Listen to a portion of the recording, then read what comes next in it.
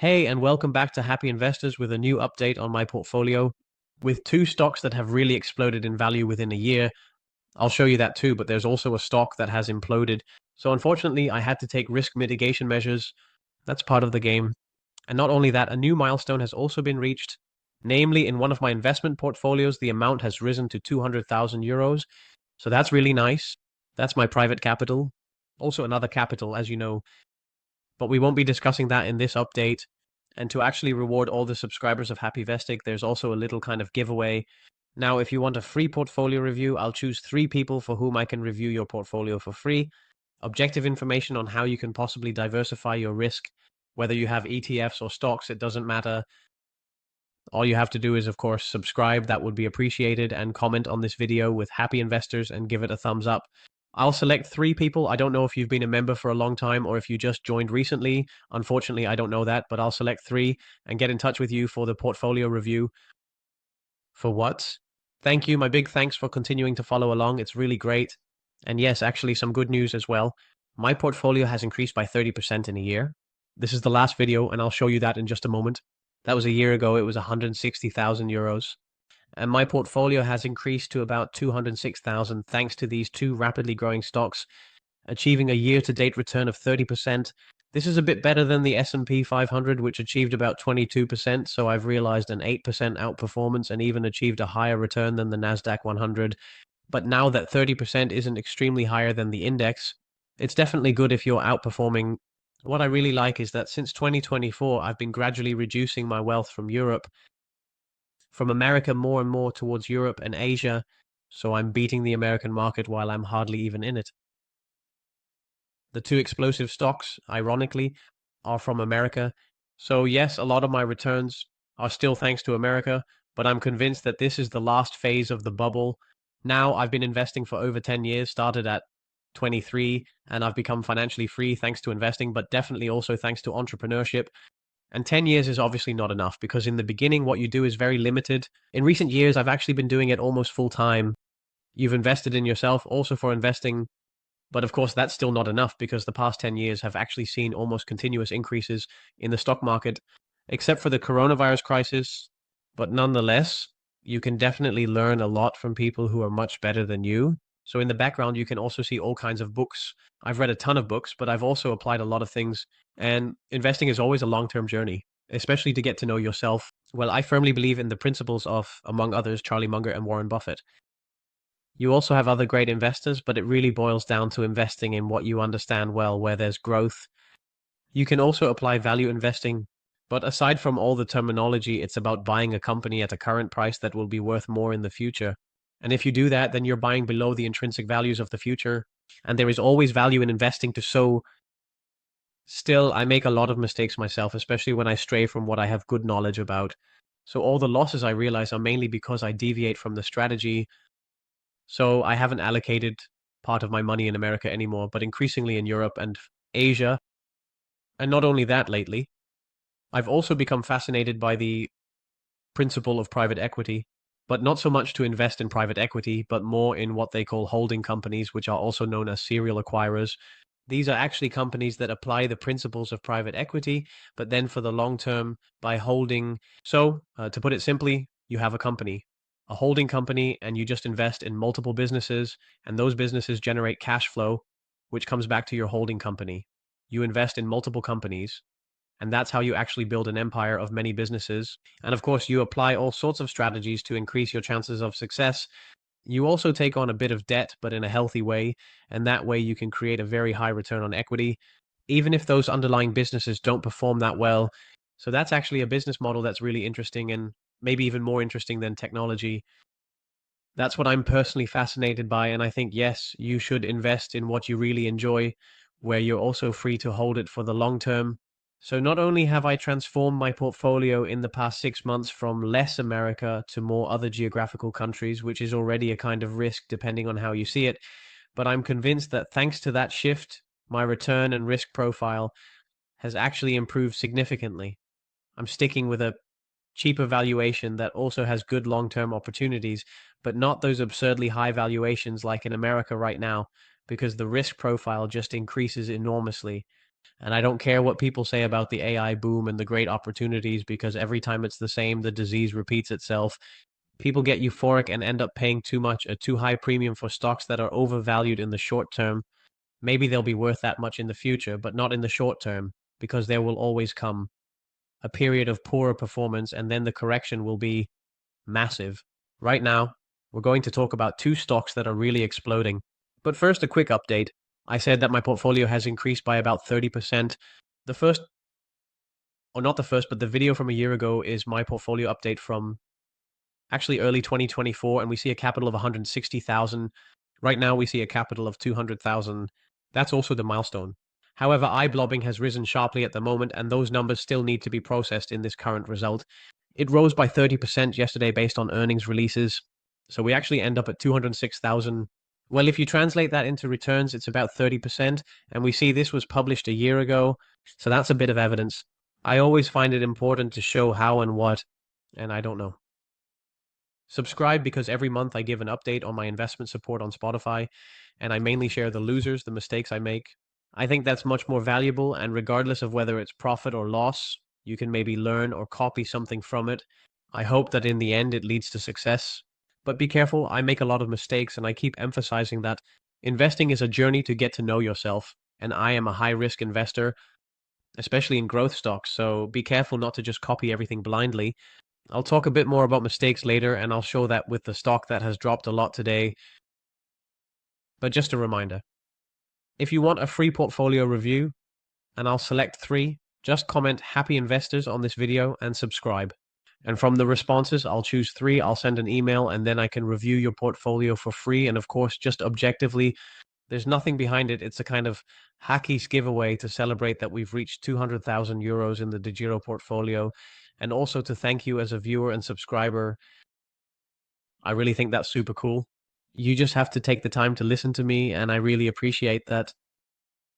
Thank you very much for that. To start with the number of losers, and as I mentioned, I like to show them. For example, advice is a miss with a minus 70%, but it's a bit of a long story to explain that right now, so I'll do that in the next update, which I think will be in about 2 weeks. Today we see Alfen dropping a lot, and I've reduced my position. We see the current position is now 2,000, and I've sold part of it. The reason for that is because I recently bought some more. Let me show you. Here we see the recent transactions, and the first time I bought more was after a huge drop of 50%. I got a bit carried away and bought too much, and I kept buying at slightly lower prices. But recently there has been quite a rise, so I sold twice at 13.8 and at 11.9, also to further manage the risk. And simply because the return that was initially negative was less, just a little less. But yes, now the result seems to be much worse, because the drop today alone is about 11%. But anyway, I sold at 13.8 to reduce the risk. And sometimes you just have to honestly reflect on that for yourself. And for me, it might be even harder because I share it publicly. But yes, when you make mistakes, that's just something you need to limit. So we're going to take risk mitigation measures. Another example is Neste. It's really a shame because I believe a lot in Neste. I think it's a great company. They produce renewable diesel and also make sustainable aviation fuel. It's a sort of, let's say, a more sustainable variant of kerosene. Absolutely a good market. However, Neste has been in a long decline, and I bought after a drop of about minus 70%, and I'm still sitting at a minus 40% result, with today even down 12%. I've still reduced my position. I've gradually bought a bit more of Neste. That turned out to be a mistake. And to summarize briefly, 2 things. The first is I bought Neste under the assumption that it would grow significantly in the long term. I still believe in that. But in the meantime, I'm receiving dividends of about 6 to 10%. Unfortunately, management has decided today to lower the dividend. Could I have seen this coming? Yes, because the new CEO had already hinted that it might be an option.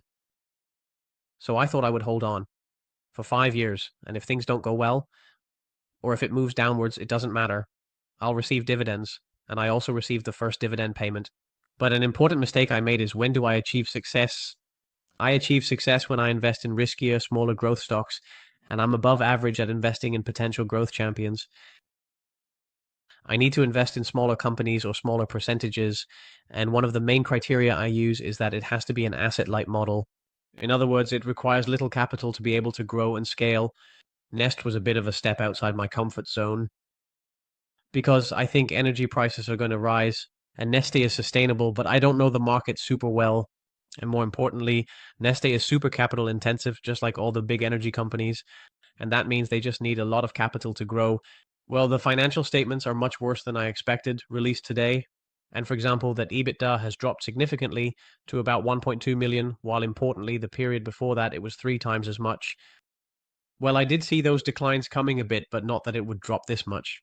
The only thing I'm less happy to read, and you can find all of this by going back to Neste and Investor Relations, is that they have scrapped the dividend. I actually think the reason is good, but they have scrapped the dividend. Well, that's not positive. But what I find less good to read is that the projects, mainly the growth projects in Rotterdam, have been postponed. Not only was it 1.9 billion per budget, but that budget has also increased due to inflation and costs to 2.5 million. So more costs, and it's also been postponed by a year. Well, it could very well be that it gets postponed by 2 years or maybe even completely. Why could that be? Management has indicated that they want to focus primarily on profitability and cost competitiveness and to scrap a lot of non-lucrative projects with low IRR. Return on equity, simply put. So the growth potential of Nestle is decreasing. I think in the short term, it's a good measure, but it doesn't really fit my style. So what did I do? I have reduced part of my position. Yes, mistakes were made. That's human. I mainly recognize it in myself. I don't really care what other people think of me, but I do care when I make mistakes that cost me money.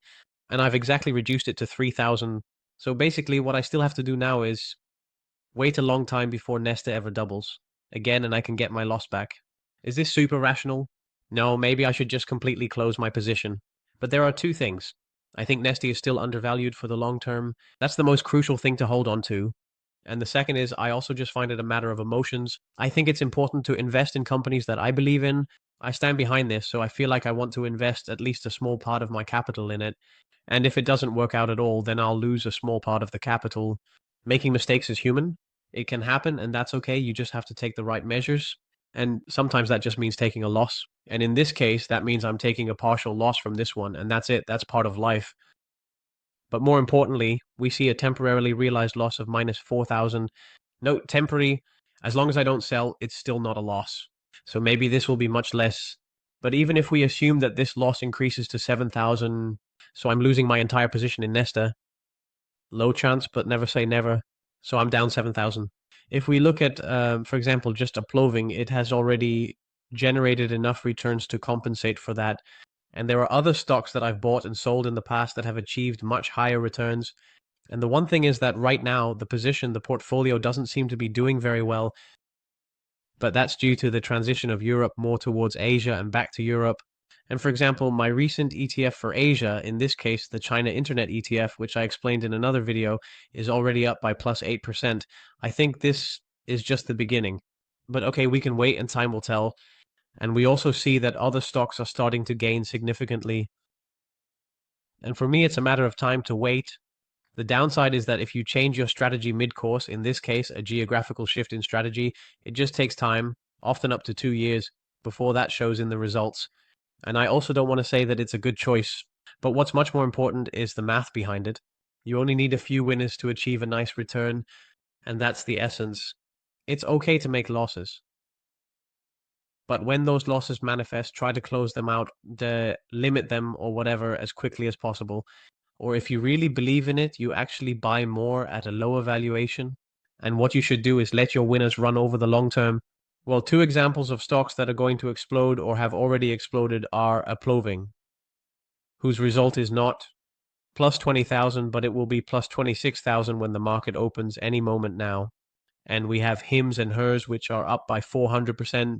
I'm going to explain both of them in more detail to you as to why they explode so much and also my thoughts on them. A very important lesson for myself is that I tend to sell winners too early.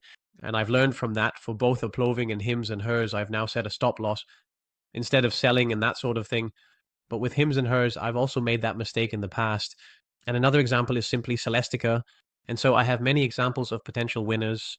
So I bought Celestica for the first time in August 2023. If you look at the return from that position, so we see Celestica on the screen, and we buy on August 25. In this case, Celestica has seen a 450% return in, well, what is it, a year and a half. So those are exceptional returns. And for HIMS and HERS, we actually see the same thing. Unfortunately, in the meantime, I did end up selling part of my position. I've always said that HIMS and HERS is risky. I also mentioned that the first time I bought HIMS and HERS was in 2021, and we see that here at the bottom of the screen. So I started building my first positions in 2021, and actually way too large positions. So that's a total of 15,000 if I just roughly add it up like that.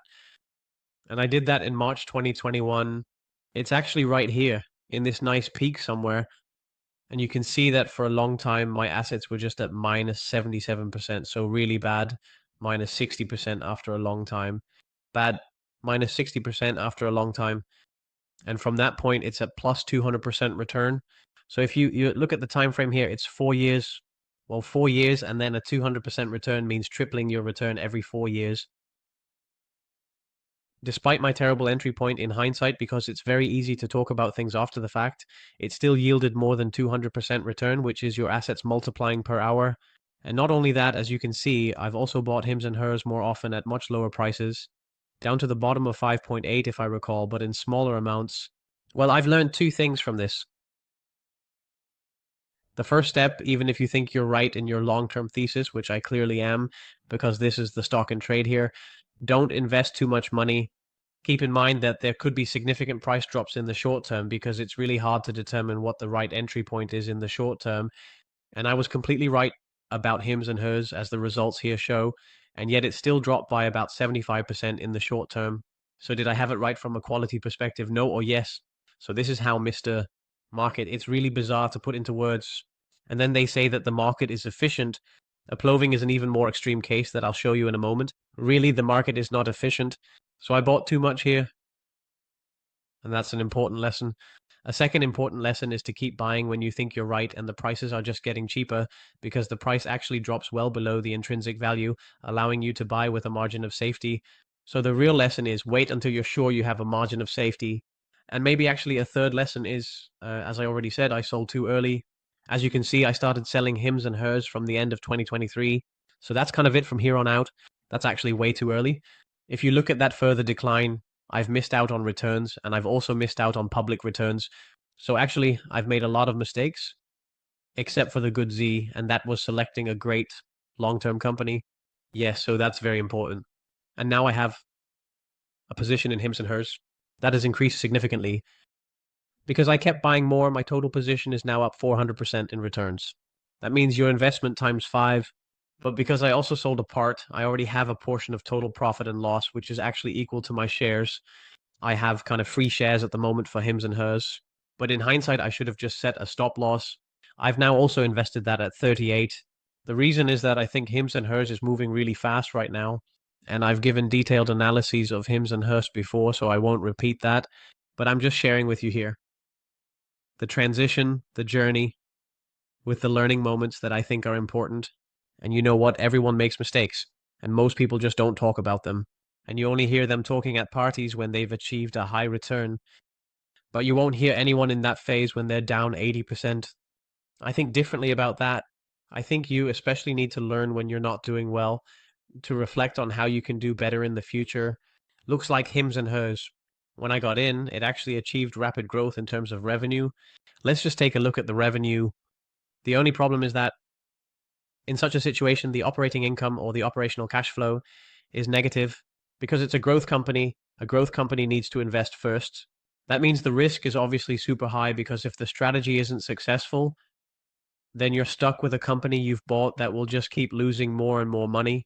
So you have to be very sure that this company fundamentally has a good earning model, a scalable earning model, and also a strong, reliable management.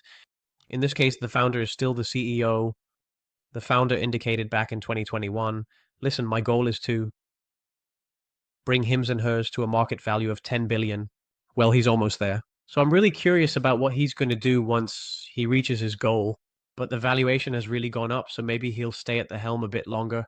And you can see that HIMS and HERS has consistently continued to increase its revenue. So this is a classic example of a fast-growing company. And as I said, one thing I can do is identify fast-growing companies By the way, if you also want access to happy investors, we share an amazing potential growth company every month. You see, this goes with ups and downs, but I can assure you that we do a lot of research on those growth stocks. So check out our website and go to Happy Investors Growth Stocks, or just head to the homepage and you'll find it there too. And we see that Hims and Hers is significantly increasing its revenue, and more importantly, the bottom line has now turned positive. Look, and that's why the number is rising so quickly now, because it's suddenly not just achieving revenue growth, but also profit growth. So, what you actually want to see are growth companies that are primarily achieving profit growth. Nevertheless, the valuation has risen sharply. So, that price to earnings ratio might seem really high, 80, and that's really on the high side, but still, Hims and Hers isn't overly expensive when you look at what they could potentially achieve. Just keep in mind, for example, that the price to sales ratio is already a bit higher at 7.5, and that's starting to get on the high side. The price to cash flow is also really starting to rise. There are still many positive aspects. They have no debt, but the market value has just increased a lot in a short time. Well, what's important is that their profitability has really taken off. So the gross profit margin has increased from lower to higher, now at 80%. We also see the 5-year average here on the screen. Much more importantly, that net income margin was the 5-year average minus 15%, but for a certain period it was much worse, and now it's starting to rise sharply. So all the marketing efforts of this online scalable earning model are starting to pay off, and that's why the price explosion is so extreme, maybe even too extreme, and this is also happening in a phase, and this might be a very important context that comes to mind. This happens in a phase when the market is also reacting extremely. So here, Hims and Hers in 2021 had this valuation here at the peak of 2021, when many growth stocks, especially tech stocks, had very high valuations. Well, all those stocks then went down in 2022, 2023. And then you often see that in a downward pessimistic market, growth diamonds often become strongly undervalued because everyone keeps selling, because they are all sad and in panic. And those are exactly the moments when you want to buy more. But you have to be right that it has long-term growth, because Hims and Hers is also extremely uncertain in terms of profit longevity for the long term, as I just showed in these results. There are extra surprises possible. In this case, positive surprises. But for every winner you pick, let's say 1 in 10 is a winner and 2 in 10 do okay, there will always be a few losers that might result in a permanent loss of maybe 80% or even more. But that's okay. You only need a few winners that rise exponentially to still achieve a high return. And that's something that's important. But what's crucial is that you have a very long-term framework. So here we see at Hims and Hers a combination of strong results, much better than expected. It's still a nice company, but I think the market is in the last phase of the bubble. So you're seeing extreme behavior. So I've set a stop loss somewhere around 38, and after that big increase, I might raise it again. Yes, maybe if your stop loss gets triggered, everything from Hims and Hers will be sold. That doesn't mean the company isn't still good, but I think the valuation has risen a bit too much. The second stock that has exploded is Applovin. In short, quickly, because I've highlighted Applovin before, it has risen a lot, plus 18% after the latest earnings that we will see manifested shortly, and that's not even included in my total result. And yes, the journey was impressive. I bought the Uploading twice. The very first time was at the beginning of 2024, and then again in March 2024. But on Happy Investors, our internal community, we mentioned it at the end of December. And yes, since then it has achieved good results. So the total return is 730%, but there's still a significant percentage added because of this big drop. Because you see a price of 480 here, maybe it will continue to rise further. And for me, the current price is still 380. So when the stock market opens, a lot of money will come in from the app loving, and we see that the graph is just getting more extreme. But then they say that Mr.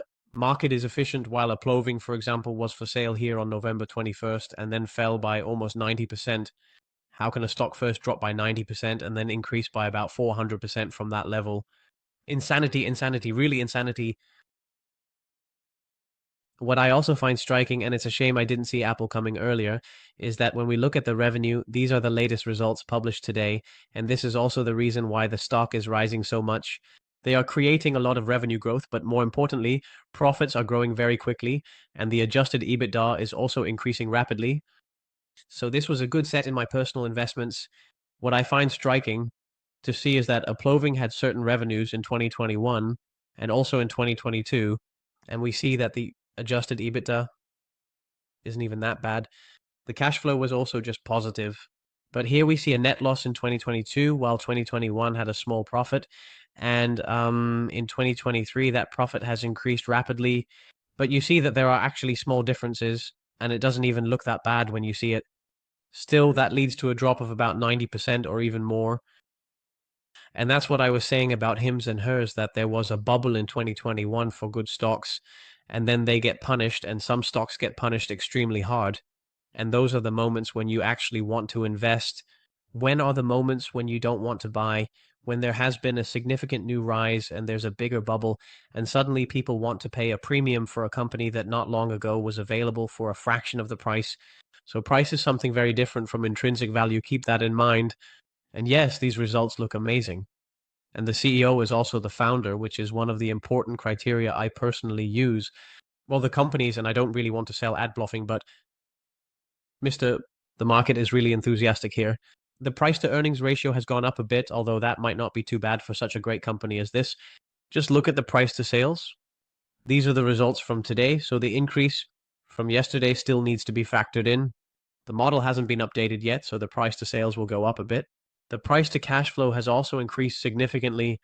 The market value has now risen to over 160 billion, as there's an additional 30%. So yes, extreme examples, and another extreme example we see is with Palantir, which is even more extreme. Palantir Technologies has also risen a lot. Same story, dropped a lot, then rose a lot. We're taking a random point, so 600 or 500% return in a year and a half. But Palantir also has a very high price tag, and I really think it's strongly overvalued. Let's look at the price to sales, for example. So this is the price you pay based on the revenue.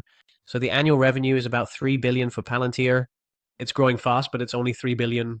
And the market value is about 260 billion. People are now paying 70 times the revenue for next year. Crazy. Pay attention to when you want to buy, simply when the market is pessimistic and stocks have dropped by 80% or more. And when do you want to sell? When there's a huge bubble, when you're skyrocketing, that's when you want to sell. So HIMS and HERS, Applovin, great stocks have exploded, but personally, I wouldn't buy them right now. I would actually consider selling, but I'm setting a stop loss because I want to let my winners run, and I want to learn from past mistakes. It's also about time I let my winners run. That's about Applovin and HIMS and HERS. Some stocks are performing poorly, but I'm convinced that they will do well, and I will keep sharing that in the Monday portfolio update. So thank you for watching. I would say subscribe. That would be greatly appreciated, and I'll take you along on my journey. Hopefully you'll pick some good stocks too, and I'll see you next time.